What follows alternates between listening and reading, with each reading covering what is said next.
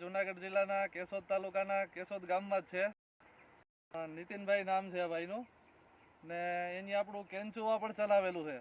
અને અત્યારે આ પાવર હેરો ટૂંકમાં 8-10 વીઘામાં હાંકી જ લીધો છે ને 8-10 વીઘા બાકી છે. તો આપણે એને પૂછીએ કે શું અનુભવ થયો છે નીતિનભાઈ.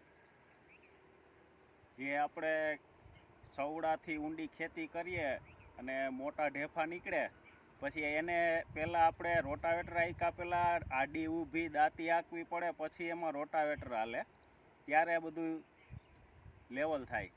આમાં એકેય પ્રકારનું હાથી આંકવું પડતું નથી. રોટાવેટર આંકી અને સીધું પાવર એરો હલાવી દઈએ એટલે ફૂટેક નીચેથી ઢેફાવને આખા હલોવીને પાછું ધડે જમીન લઈ આવે અને ઉપરના ખેતરનું એવું ફિનિશિંગ કરી દે કે લેઝર લેવલ આપ્યું એવું કામ કરી દે. રોટાવેટર કરતા પણ સારું છે, લેવલે મસ્ત થયું છે. આ બાજુ લાન્સર કંપનીનું કેચુવા પણ અહીં ચલાવેલું છે, ખેડ કરેલી છે, એમાં એટલા ઢેફા છે. જો આ જગ્યામાં મોટા મોટા ઢેફા પણ છે અને કેંચુઆ ચલાવેલું છે. પછી આ સાઈડ અહીંયા પાવર હેરો ચલાવ્યો છે ને અત્યારે પણ ચાલુ છે. તો શું એનું રિઝલ્ટ શું કહે છે નીતિનભાઈ? એમાં કઈ ઘટે નહીં. 3 હાથીનું આ એક જ કામ કરે.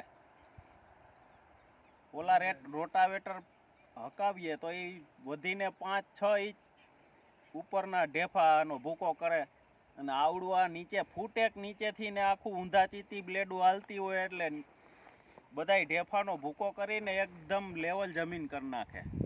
એટલે દાંતી હકાવી પડતી નથી કે રાપી હકાવી પડતી નથી. સવડા હાકી અને સીધું પાવર એરો હકાવી લેવાનું અને સીધા સાહ નાખવા જ પછી રે.